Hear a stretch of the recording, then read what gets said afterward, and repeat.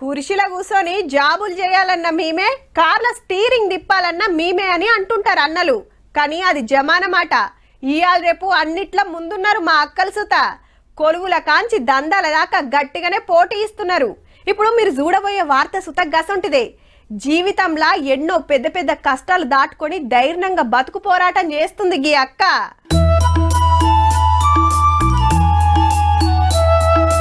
కూరల గంట తిప్పినంత అల్కగా స్టీరింగ్ తిప్పుతున్నది. హైదరాబాద్ లింగంపల్లిల క్యాబ్ డ్రైవర్ పేరు నందిని. ఆంధ్ర అయితే పెర్మిటితో పడిరాక పిల్లలతోని పట్నం వచ్చి బతుకుతాంది. నర్సింగ్ కోర్సు చేసి కొన్నొద్దులు దవాఖాన్ల పనిచేసింది గాని ఇంతల్నే క్యాన్సర్ వచ్చిందట. ధైర్యం జడకుండా ట్రీట్మెంట్ తీసుకొని బచాయించి ఇప్పుడు గీ బతుకు తెరువు చూసుకున్నది. స్విగ్గీ జొమాటో డెలివరీలా పార్ట్ టైం చేసిందటుల్లా.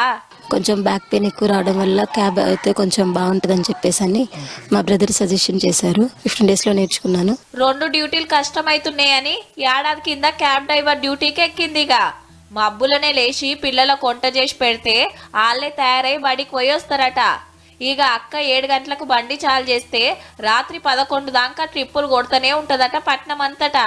మా మమ్మీ రోజు కష్టపడుతూనే ఉంటుంది. సండేతో సహా ఒక్కరోజు కూడా హాలిడే ఇవ్వదు. మా మమ్మీ మా కోసం బాగా కష్టపడుతుంది. మా మమ్మీ నేను మంచి చూసుకుని మంచి జాబ్ తెచ్చుకోవాలి. ఇయాల రేపు అక్కలు గాలి మోటార్లే నడపబట్టిరి.